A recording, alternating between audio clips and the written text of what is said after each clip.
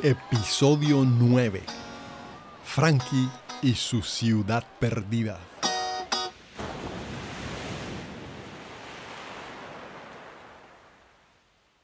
Subí por primera vez a Ciudad Perdida cuando tenía por ahí unos 16 años. Acababa de terminar el colegio y casi que sin proponérmelo, en ese diciembre, azotado ya por la loca Samaria, iba a enamorarme, o más bien a tragarme definitivamente y sin vuelta atrás, de ese valle sagrado del alto río Buritaca y de esa ciudad majestuosa de los Tairona. Hacía muy poco tiempo que habían abierto al público las visitas a Ciudad Perdida después de su restauración y yo había estado molestando a mi papá por semanas enteras para que me pusiera en contacto con Frankie Rey, el hijo de Teófilo, quien fue administrador de la finca El Recuerdo durante los años de oro de la producción cafetera. Pues Frankie vino una tarde a nuestra casa, por ahí como a las 3, para hablarnos del viaje y cuadrar todo lo que fuera necesario. Yo había comprado en el Sears en Barranquilla un morral con armazón de aluminio que en ese entonces era lo último de lo último. Y también tenía tremendas botas, casi que como botas militares, que ya ni me acuerdo de dónde las había sacado.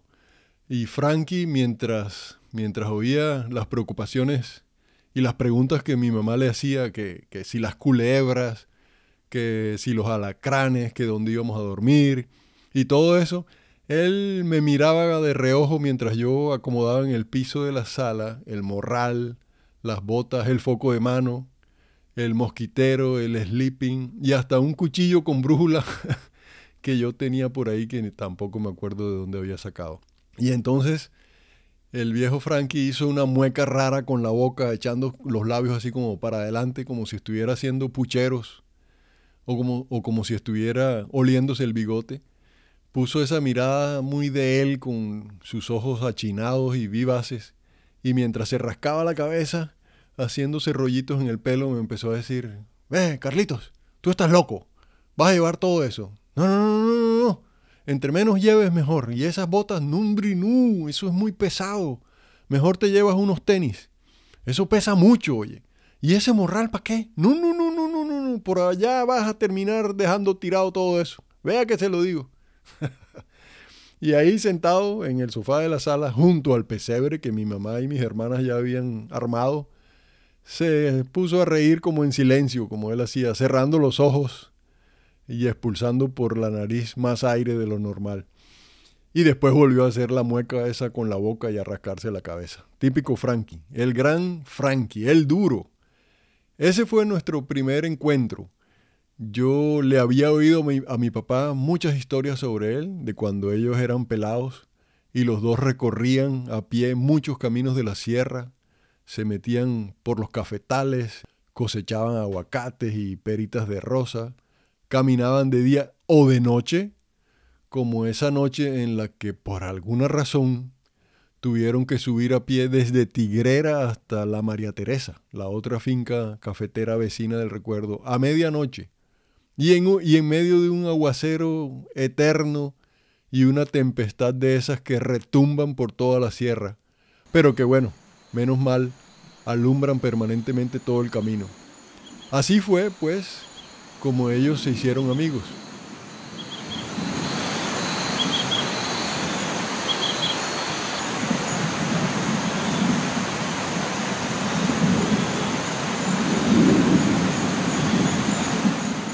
¿Quién era en realidad Frankie?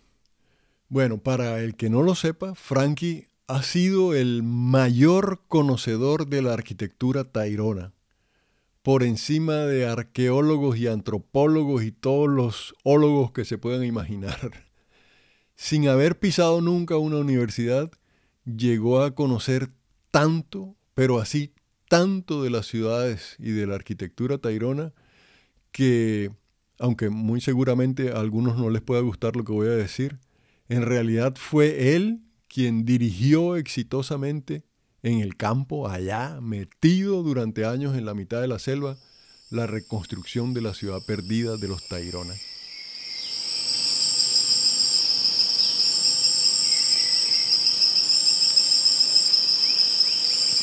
La historia comienza con el hecho de que Frankie fue un huaquero, eso hay que reconocerlo, como lo fueron muchos en Santa Marta. Dicen que a mediados de los años 70 quizás había entre 4.000 y 5.000 hombres dedicados a la huaquería en toda la sierra y en el Parque Tayrona.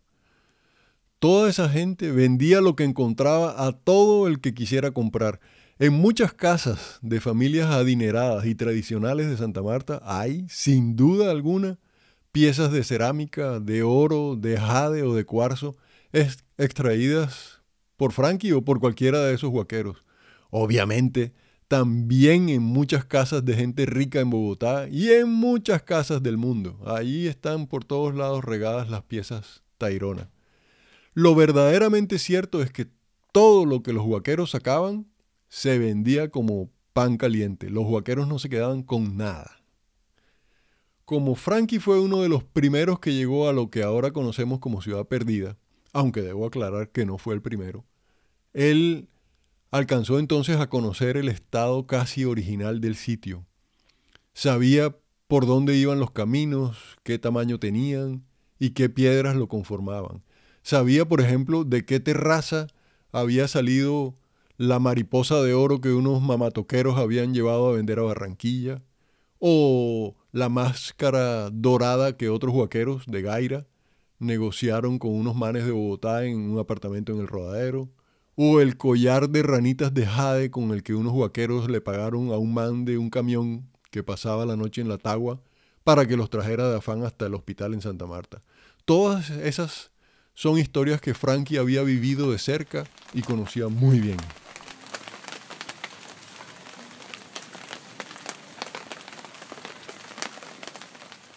Sacar una huaca o huaquear, como le llaman a esa profanación de los entierros indígenas, consiste en cavar o hacer un hueco en el centro de las terrazas en donde estaban las casas o los templos de los Tayrona.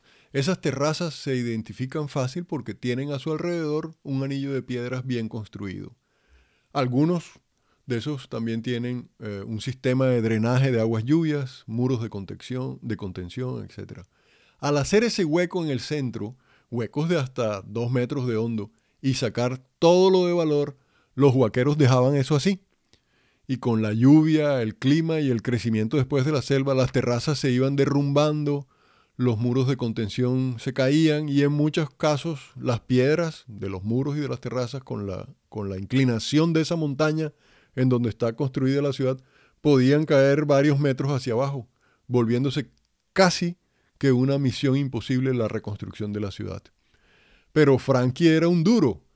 Él se conocía casi que podríamos decir cada piedra, cada puntal, cada monolito, cada anillo de habitación y cada terraza. Casi que de memoria.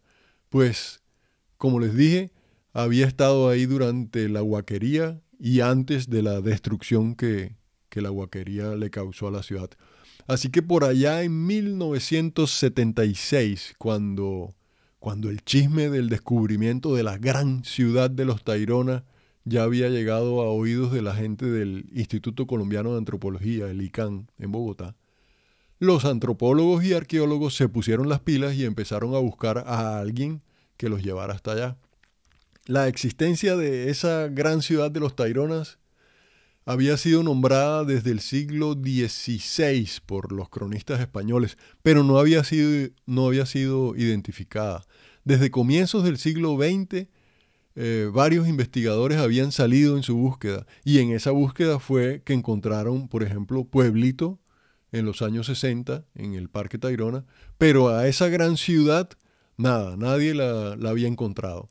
Así que, desde Bogotá, la gente del ICANN contactó a Frankie y el viejo, pues después de pensarlo mucho, podríamos decir que decidió cambiar de bando, pues dejó a un lado la huaquería y aceptó llevar al equipo del gobierno hasta el infierno, que era como los huaqueros le llamaban a ese sitio, por lo aislado, por el difícil acceso, por lo duro del clima lluvioso y húmedo, y por todos los peligros de la selva en esa zona, una selva virgen.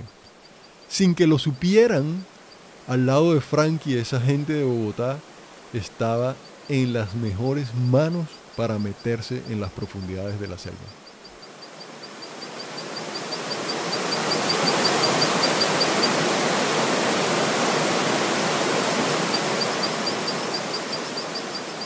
Hay una historia que les quiero contar para que se den cuenta de la magnitud del conocimiento que Frankie tenía sobre la arquitectura tairona. Resulta que en los años 90, no recuerdo bien el año, un alcalde de Santa Marta quería construir una réplica de un pueblito tairona en la Rotonda de la Lucha. Pues ese alcalde llamó a Frankie y le propuso la idea. El viejo le dijo que sí y se puso enseguida manos a la obra. Pues con dos pelados que trabajaban con él en las excursiones turísticas, Frankie arrancó para un sitio subiendo por la quebrada La Aguja, en donde él sabía que había unas ruinas de un pequeño asentamiento tairona, o mejor, los restos de lo que la guaquería de los años 70 había dejado atrás. No sé cómo hicieron exactamente, pero recogieron todas las piedras que estaban esparcidas por la falda de un cerro en desorden. Ya no había ni terrazas, ni anillos completos, ni nada. Y se trajeron en un camión todas esas piedras. Y él, con la ayuda de esos dos muchachos, empezó a armar el rompecabezas y a poner en su sitio piedra por piedra. En menos de 2 meses, Santa Marta tenía una réplica de un mini poblado tairona con caminitos, con terrazas, con alcantarillado, y hasta construyó un puentecito típico Kogi y 2 ranchos, como los de los actuales pobladores de la sierra. Ahí en mi cuenta de Instagram del Caribe y otros tulipanes estoy publicando algunas fotos de ese pueblito que Frankie construyó ahí en la Rotonda y que lastimosamente con el tiempo fue abandonado, y las piedras y todo lo demás, pues algunos personajes samarios deben saber a dónde fueron a parar. Pero Frankie no solo sabía de arquitectura y cultura tairona, ¿eh? También él había aprendido en la sierra lo que llamamos medicina natural. La había aprendido desde niño, de los colonos y de los indígenas, y de su papá. Imagínense que un día durante esas primeras semanas del trabajo de reconstrucción de Ciudad Perdida, cuando ya casi anochecía y mientras preparaba la leña para la cocina, se cortó la pierna con un machete. Pues, además de la pérdida de sangre, que era bastante fuerte, todos se preocuparon también por la infección que en medio de la humedad de la selva podía desarrollarse rápidamente. Frankie se puso una mezcla de café y panela sobre la herida para detener la hemorragia, y me contó una vez que esa noche se levantó todo cuidadoso a buscar las hojas de tampoco recuerdo qué mata que se da cerca de las quebradas en la sierra, y se las puso sobre la herida para desinflamarla y cerrarla. Al día siguiente estaba como si nada, como nuevo, como si no le hubiera pasado nada. En otra ocasión, cuando yo vivía por allá arriba en el Buritaca, una amiga que me visitaba se tiró en unos de esos bejucos que hay por los caminos y que los turistas usan como diversión. Pues esta muchacha, yo no sé por qué, pero estando en el aire se soltó, se le soltaron las manos y cayó como 3 o 4 metros por allá abajo. No se mató de vainas, pero en menos de media hora tenía la rodilla derecha que no podía ni moverla del dolor y de la hinchazón. Imagínense ustedes, ¿qué hace uno con una persona en esas condiciones por allá arriba a 3 días de camino de la Tagua o de Machete Pelado? Como enviado por Dios, esa tardecita llegó Frankie a nuestro campamento en Alto de Mira. Cuando supo del accidente, subió enseguida al rancho donde estaba mi amiga acostada en una hamaca. Él entró haciendo su típica mueca con la boca y rascándose la cabeza con su mano derecha, y se paró frente de ella y se rió como en silencio. Le causaba gracia la situación, pero bueno, no quería burlarse. Le dijo que él iba a ayudarla y ella aceptó. Pues el viejo le tomó la rodilla con sus 2 manos y empezó a susurrar una serie de palabras inentendibles. Y así estuvo ahí como unos 5 o 10 minutos. Terminó y salió de ahí cantando tranquilo sin decir nada más, y se fue para la cocina a preparar la comida de los turistas con los que había llegado. Pues les cuento que en media hora mi amiga estaba caminando otra vez, con un poquito de hinchazón, sí, y un poquito de molestia, pero sin dolor. Nadie lo podía creer, y mucha gente todavía no lo cree. Ver para creer, me dirán.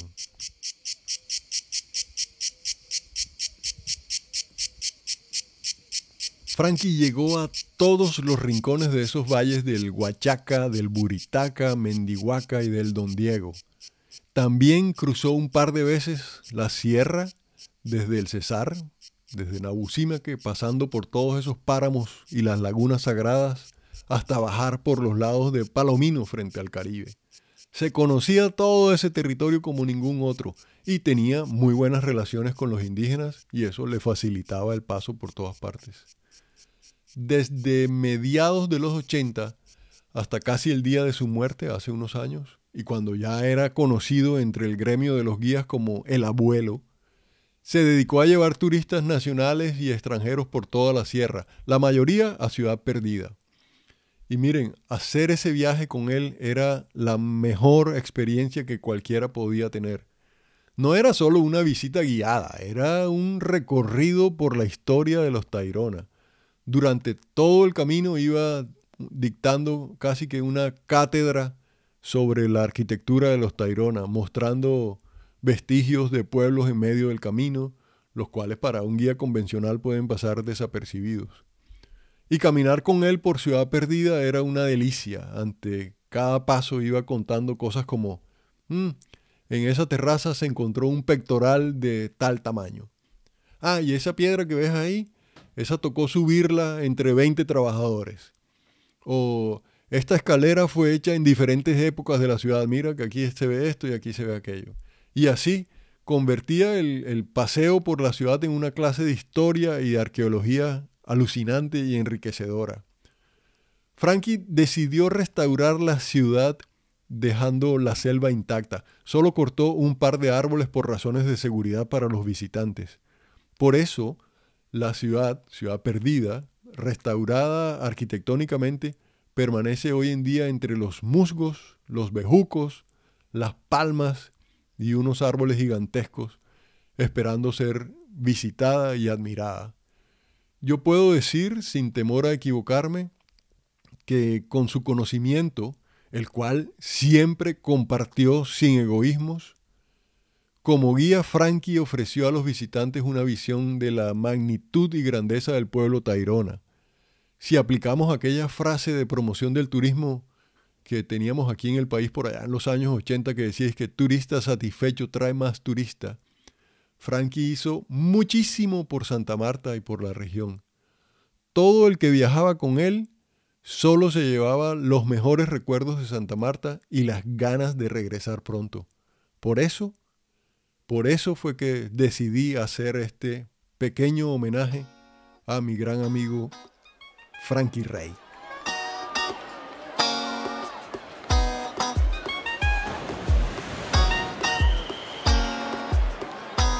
Como dije, Frankie ya no está entre nosotros, pero nos dejó a Edwin, su hijo, y Edwin desde que era un adolescente empezó a caminar con su papá por la sierra y a acompañarlo en sus viajes a Ciudad Perdida. Aprendió a tratar bien a los turistas, a respetar a los indígenas, a querer y cuidar la naturaleza y a contar la historia completa como lo hacía Frankie. Hoy Edwin es un guía profesional que cada semana enseña Ciudad Perdida a decenas de turistas nacionales y extranjeros. Por eso, para la próxima semana les voy a contar cómo es ir ahora a Ciudad Perdida, cómo es ese viaje actualmente, cómo hay que prepararse y muchas otras cosas más sobre la gran ciudad de los Tairona.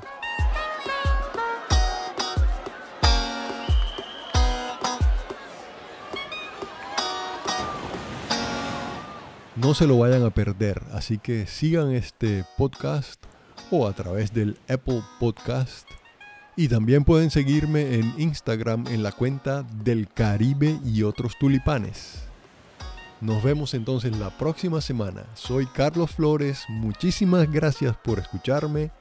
Chao.